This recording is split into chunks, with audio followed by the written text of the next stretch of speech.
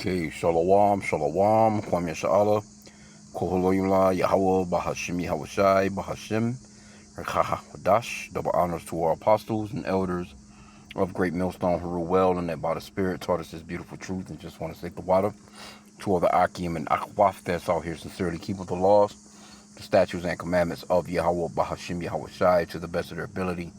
This is Yachanan Nawach, just coming at you with another quick lesson, praying that it's edifying by the Spirit. Got the copyright disclaimer up. I want to play this video from News Nation. Copyright disclaimer under Section 107 of the Copyright Act of 1976. Allowance is made for fair use for purposes such as criticism, comment, news reporting, teaching, scholarship, education, and research. Fair use is a use permitted by copyright statute that might otherwise be infringing. So this is going into the flock cameras, right?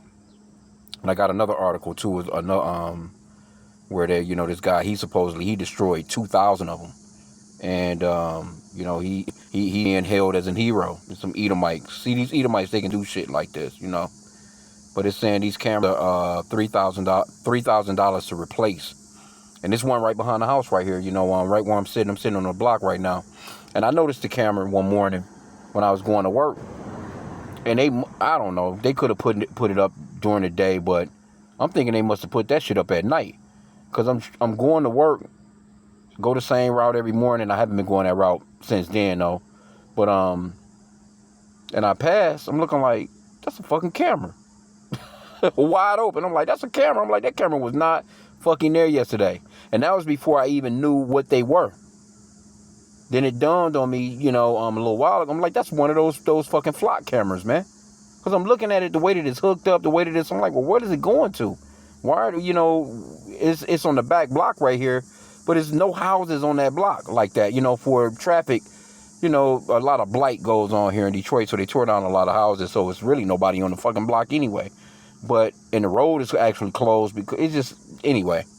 But it's one right behind the crib, like, a couple of feet away. I can just walk. I could have recorded this shit. But anyway, let's play this video. Let's see here. Mr. Lockie, if it plays a commercial, it might. I'm pretty sure, yep, it is. Because we could have just read through it. Let me do something. Okay, here we go. Salakia. Surveillance network that some say is not only violating Americans' privacy, but also the Constitution. Flock cameras are marketed to police and local officials as a way to track criminals. But following hundreds of reports of police abuse and the cameras leading to mistaken identity, local leaders from coast to coast are pushing back on the camera network, with some even calling for a complete ban. Joining me now, I've got Knox County, Tennessee Mayor and former WWE wrestler Glenn Jacobs. Mayor, good morning to you, sir. Thanks for your time. Good morning, Marky. Thank you for having me on. Absolutely. You've got it. I know that you've come out and said this is not about the hardware. It's not about one or two cameras, but about data retention and access policy. Just for starters, what's keeping you up at night about all this, sir? Sure. If I could set the record straight just real quick, I did not pause the program. I cannot. That was the sheriff's decision, and I appreciate his cooperation and dialogue on this. But yeah, the issue with these cameras is they're new technology. They're not what we would think of with license plate readers, in that you're looking for a certain car, you're looking for a certain license plate, car passes a camera, it gets a hit, the police knows where that car's at. In this case, they're just collecting data as an active surveillance system, and every car that passes through, the data is collected from that car, license plate, using AI, they make a vehicle fingerprint of the car that includes distinguishing features, make, model, color, bumper stickers, roof racks, all these different things. And then it's retained for sometimes 30 days or more, and then in a searchable database, which really turns the whole concept of a license plate reader on its head, in that they're not looking for one specific vehicle or specific vehicles, they're just pulling everything in. And the really disturbing aspect is when they're deployed in large numbers, they can and they have been used to track individuals' movements without a warrant. We do not have an expectation of privacy on public streets or in public places, but the government is not supposed to surveil us and spy on us without a warrant. What are residents throughout your community telling you about this? What's the overarching sense? Is it concern? Is it fear? Confusion? What's the feedback? I think it is a mix of concern and confusion. This is new technology. One of the issues that I have as well is there's no federal regulatory framework that governs these devices, and the LPR, license plate reader legislation in Tennessee, is from 2014. Obviously, we have seen significant advancements in technology since 2014. So I think a lot of folks think that they're probably just license plate readers and don't realize the capabilities that these particular devices have. And there is a lot of concern of why all of a sudden are these cameras popping up all over the place, especially in rural areas. Sure. And Mayor, what's your response to police who say, hey, these cameras make our job and surveilling a whole lot easier? What kind of conversations are you having with them? Sure. We want police to have every tool that they need to be able to do their jobs effectively, but that has to remain within the confines of the Constitution. And when you look at recent Supreme Court cases, in 2018, there was a Supreme Court case, Carpenter versus United States, in which the court ruled that the police could not use historic cell phone location data without a warrant, as well as cases involving geofencing, which basically is when the police say we want all the cell phones that were in a particular area at a particular time. What they can do is they can say we have a warrant for this cell phone. Was it here at this particular time? But they can't get like blanket information like that. So this can be done, and it can be done within the confines of the Constitution. And that's really what we need to have a discussion about. Yeah. And speaking of discussion, before I let you go, correct me if I'm wrong, sir, but I'm under the impression that county officials, the sheriff's office, even flock representatives are going to meet sometime this month to talk about everything. If guardrails aren't put in place and regulation is not put in place from state legislature, from Congress, will you call for an outright ban on these instead of just a pause? That won't be my decision. I'm only in office for another 28 days at this point, so that won't be my decision. I can tell you that I would, because until those safeguards are in place, until there is a way to use technology like this and ensure the protection of the Fourth Amendment and the protection of our citizens' privacy, I would call for a ban, but that's not my decision. Okay, 28 days. What comes next for Mayor Jacobs? Okay, so you get the point right there with that. And what it's really boiling down to is, they got all these data centers that they're building. And the reason why you're seeing it, because they ask, why are these popping up right now? Why are you seeing so many of these flock cameras right now? Because they need them in place for when they start to chip the people. They're setting up the whole infrastructure. The whole thing is set, man. So let me get Revelation. I'm going to try and find that other article too. And an article as well, where it was a guy. This was yesterday, I think it was. I could have saved it. I started to. I may be able to still find it. But it was just an old man. He was just sitting there. He had like a long-ass pole. He was sitting in like a lawn chair and out on the roadway. And he had like something like something that's just on the pole blocking that camera from record, or not, because it was just recording, but it was just recording whatever, that a board or something that he had on the pole, where, it couldn't pick up on the cars as they was passing by.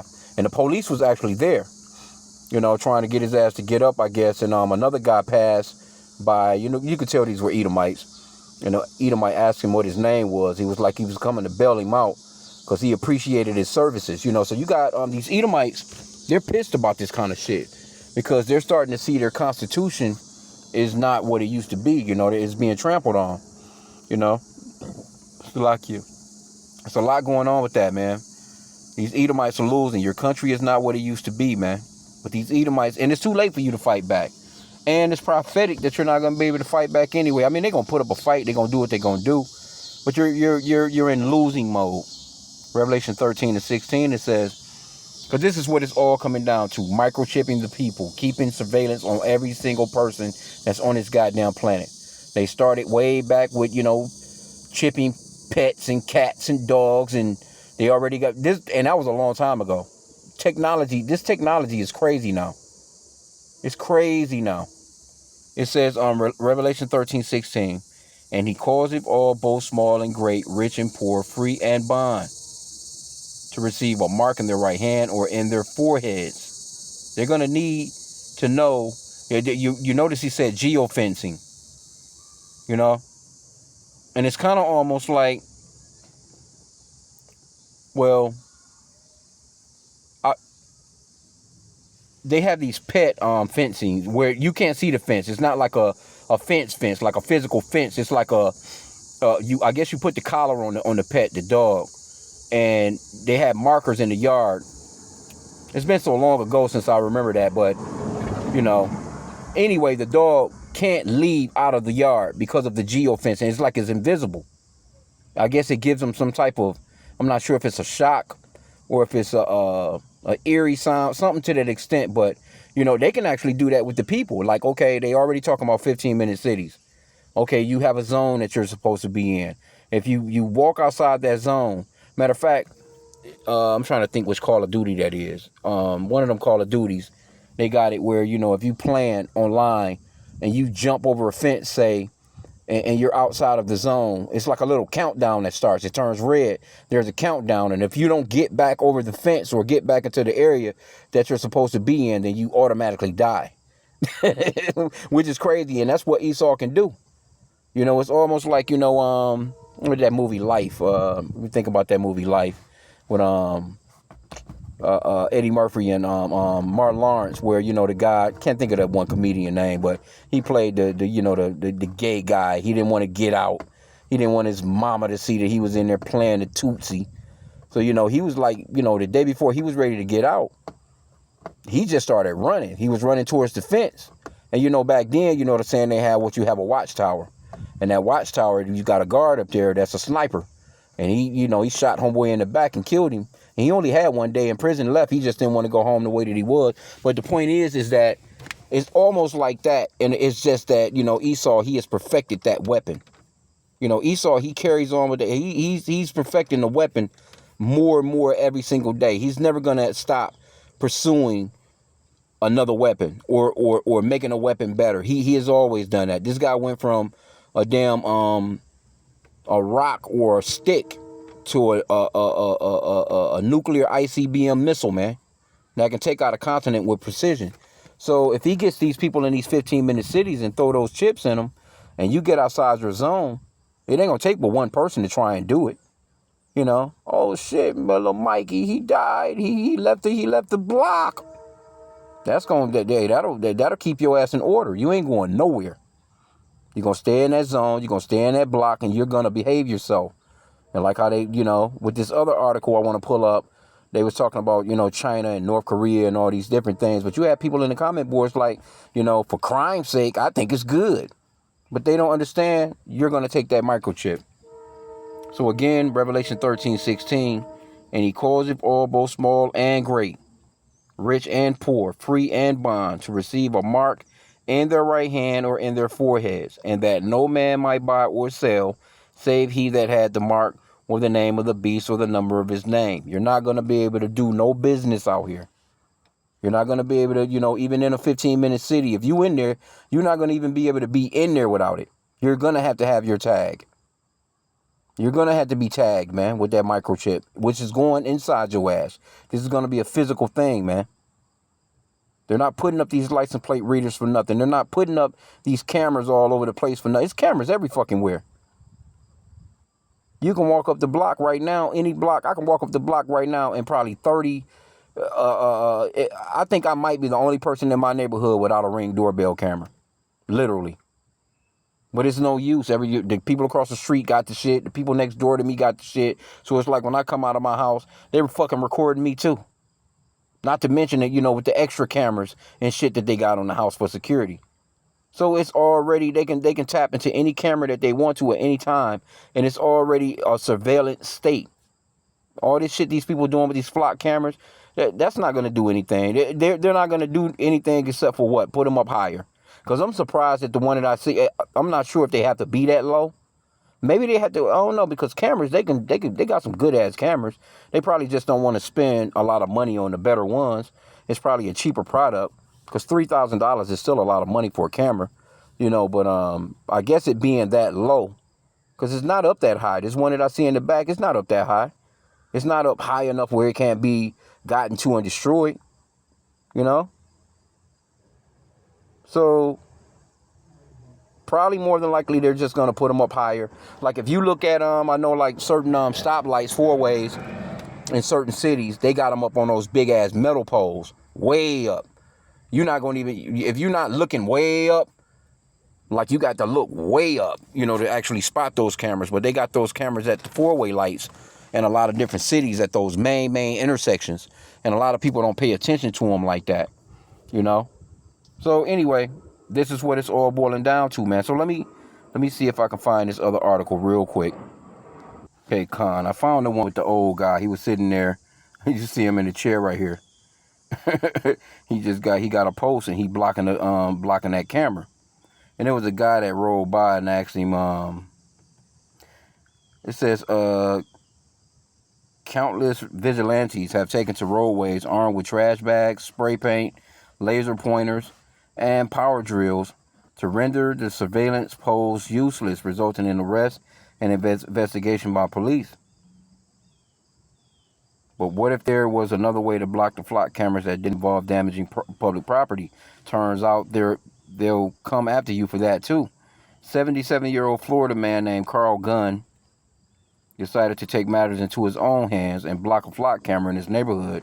His method is unorthodox. He doesn't destroy anything, but simply uses a 12-foot pole hammer with a sign taped to the end reading down with flock cameras. Footage of the one-man protest shows Gunn lounging in a camping chair with this comically long sign in one hand and an umbrella in the other. Speaking to a weekly paper, the protester justified his actions, saying flock company, they're doing this for profit. They don't own the air. We didn't give them permission to do it on us. If they want to do it for profit, I want my paycheck. So yeah, this one guy, he asked him, what's your name? He was like, yeah, fuck the flock cameras and fuck you not for looking out for us. I remember seeing the video because he was yelling at the police. He's like, fuck the flock cameras and fuck you for not looking out for us. Because the police came to arrest this man while he's sitting in a lawn chair, basically, doing what he was doing. And so, the police, they with all this shit. They just getting their orders. They just, getting their orders, man. You think that they would think to themselves like, hey, look, man, yeah, this gonna be, they filming my family. They filming me every fucking where I go. But when I went into the comment boards on that one article, I couldn't find the other one. So Salakia for that. But when I went into the comment boards, of course, like I said, there were people in there that was talking about how, hey, hey, I think it's great. I want to feel safe. And that's how Esau comes at you. That's why we bring the scripture out right here. Because he always goes humbling and, crouching and acting as if he loves every damn body. That's how he moves with most of his laws. That's how he pushes most of these laws across on the people. Or at least Congress, you know what I'm saying? Or at least when they make those speeches about, when they need funding for certain shit, or if they trying to do certain shit. But they actually push it on the people to try and make it seem as if, all this crime is going on. This is going to actually make you more safer. But actually, you're just giving up more liberties. What the fuck is wrong with you doing your job? Get your fat ass up from eating them donuts and get your ass out here and do real police work like how you used to. I get it, you know what I'm saying? The times have changed. But Esau them, yeah, he got all the trinkets, man. You know what I mean? This nigga is out here on some straight military, I'm about to lock y'all asses down shit, and you can clearly see it. He's not about your safety, man. You got these police officers out here and they driving good. Plane cars and shit. You motherfuckers out here with the newest fucking Durango, the newest fucking, the motherfuckers out here in Wagoneers. Just out here with the hidden lights on them bitches. You don't even know who they are until they hit the lights on your ass. And here you go. You might need some help. And if there's a squad car in place, like that's why I always said, if there's a squad car with its lights on and you can see that squad car every other quarter mile or every other mile, every other 2 miles or whatever, they're just sitting there, on the roadways, visible. Then that would make people stop. They'll get off their cell phones for sure. They would definitely slow down. There would be a lot less accidents and stuff like that. But here you go. You got this motherfucker over here sitting to the side, hiding. You don't know where he's at. And he just all of a sudden just jumps out on you in a plain fucking car and with lights hidden underneath that motherfucker. And another thing too, I would always use the example of, what if there's a woman or just you, children, they need help. and there's a police officer, you know what I'm saying? They can't see, you know, if they could see decal on the car, they could see that it's an actual police car, that if somebody's after them or trying to kidnap them or something like that, they can run up to that police car. But if they don't know it's a fucking police car and they just, you know, you're supposed to be there to protect and serve. You're not supposed to be out here fucking just, you know, setting goddamn dragnet traps and shit like that. Bear trap. You know, that's Esau though. He's the cunning hunter, man. Anyway, let's get this. Ecclesiasticus 12:10, it says, never trust thine enemy, for like as iron rusteth, so is his wickedness. Though he humble himself, yeah, these flock cameras are gonna make you safe. We're looking for the criminals, but you're surveilling every goddamn body. You got my information. You holding on to the information. And they saying 30 days. I wouldn't even doubt if it's forever. That's why you think they got these big-ass cloud data centers, man. They can hold on to that shit far more. They telling you 30 days, which you don't need to be holding it fucking 30 seconds. And I can remember this way back in the days. They used to, it was with the cell phones and shit. This was like 20 or so years ago, maybe even longer than that, hell.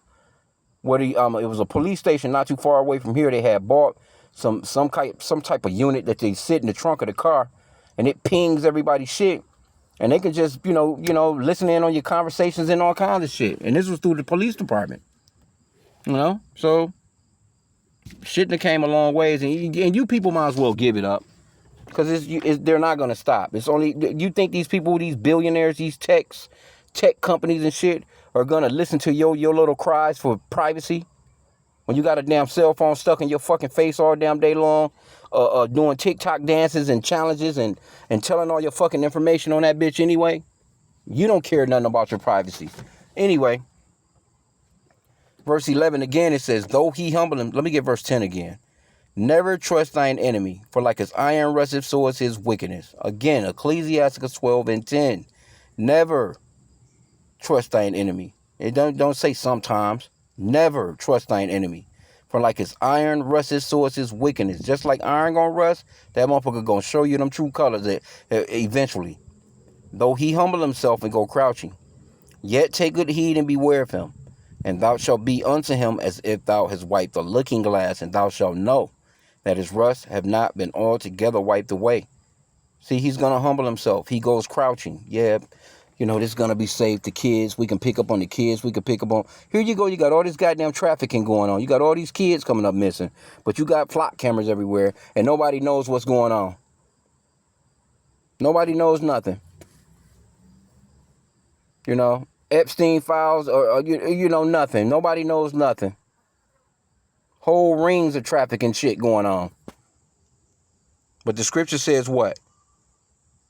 Take good heed and beware of him. And that's walking circumspectly.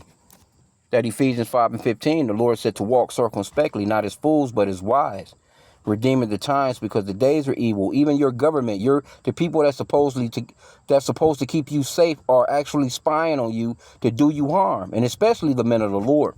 So we know what it is, man. Let me get this one too. In Revelation chapter 14, verse 9, moving on. Because if you allow this man to put a microchip in your ass, you through anyway. Revelation 14:9. And the third angel followed them, saying with a loud voice, if any man worship the beast and his image, and receive his mark in his forehead or in his hand, the same shall drink of the wine of the wrath of Yahweh, which is poured out without mixture, and to the cup of his indignation. That's the day. That's going to be crazy work right there. And he shall be tormented with fire and brimstone in the presence of the holy angels and in the presence of the Lamb. Yeah, they ready to microchip you people, man. And them flock cameras, and it's, you know, it's not just the flock cameras. There's cameras everywhere. There's cameras everywhere, man. But from what I'm hearing, these cameras are not just taking pictures of your fucking license plate and a bumper sticker on your car. Them bitches is zooming through the windshield and the side view, and they're getting full pictures of your ass too, and everybody that's in your ride.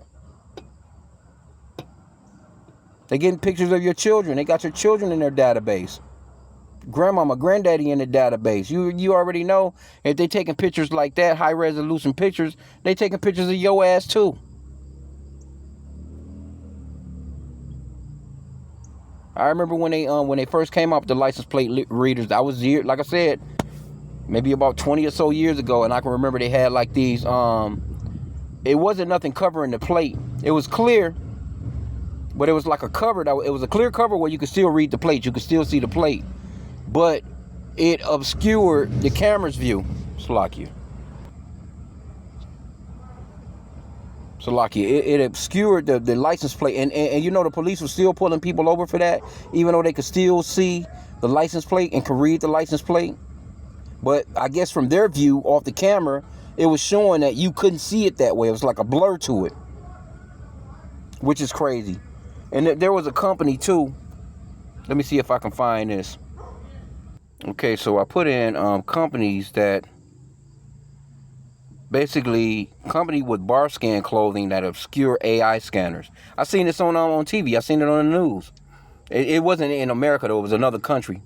It says the concept you are referring to is known as adversarial fashion or AI camouflage. See, where special optical patterns or prints or garments are engineered to confuse computer vision and object recognition algorithms like YOLO. So they fail to detect a person. Two notable projects and brands working in this space include Capable, an Italian. Yep, that might have been the one I seen. An Italian. No, that might have not. Because I thought the one I seen was somewhere in fuck. That might have been the one. An Italian fashion tech company founded by Rochelle Didero that knits algorithmic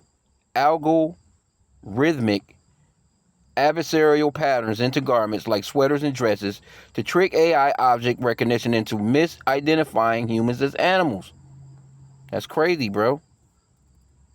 And you can wear some shit like this and probably get arrested.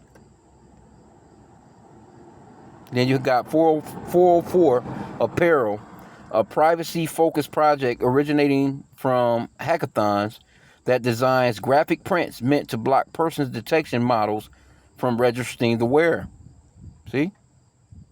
And they got you can actually look that up if you want to. They got videos on it. I seen that on Euronews maybe about, I don't know, 2 or so weeks or so ago, 3 weeks, I don't know. Anyway, but you know the Lord said to watch and pray, man. We got to be on top of, whatever. And it's information, you know what I'm saying? But again, what did the Lord say again? Let me read verses 9 and 10 again. Revelation 14, 9 and 10. For you so-called blacks, Hispanics, and Native Americans, you Israelites, you take this man's device. Because he's gonna come with hardcore terror when it comes to this device. Because with this thing that happened with Dr. Fauci or Fauci, the elder Malcolm always say, people are not gonna trust going to let nobody put nothing in them, man. They're not gonna be able to pull another COV19 on the people again and have these people line up and put on these goddamn masks and come let them inject them with some shit. So it's gonna come down with some real harsh shit, man. But the Lord is gonna come down with some even more harsher shit if you take it. So you better be willing to. We're praying to Yahweh about H.I.M for mercy and discipline and that spirit of endurance to make it through these things. That's why the Lord said to pray that you're accounted worthy enough to make it through all the things that are to come to pass and accounted worthy enough to stand before the Son of Man. Because you just never know what the fuck you might do when you're placed in that situation. See, right now you could say, oh, I ain't never doing that. I ain't never doing that. But that's why we pray to the Lord to help us to not get into that mindset. You know what I'm saying? Fuck that. We need the Lord. It's going to be Yahweh Bashim Yahushai that's going to get us through this thing, man. Isaiah 33 and 6 talks about how this wisdom and knowledge shall be the stability of our times. We're trusting in Yahweh Bashim Yahushai. But it's going to be a lot of people when this man come at you and tell you you can't have no water or you can't have no food and your kids going to have to go hungry. Then people going to change their goddamn tune. So again, Revelation 14 and 9, it says, and the third angel followed them, saying with a loud voice, if any man worship the beast in his image and receive his mark in his forehead or in his hand, The same shall drink of the wine of the wrath of Yahweh. Yeah, you don't want no parts of that wrath of Yahweh, man, which is poured out without mixture into the cup of his indignation. And if you've ever had a drink and you know what a strong drink is, you know, a lot of people like to mix a little juice with it. They'll mix a little bit of Coke, Pepsi, Mountain, whatever the fuck they mixing with it to tone down that harshness.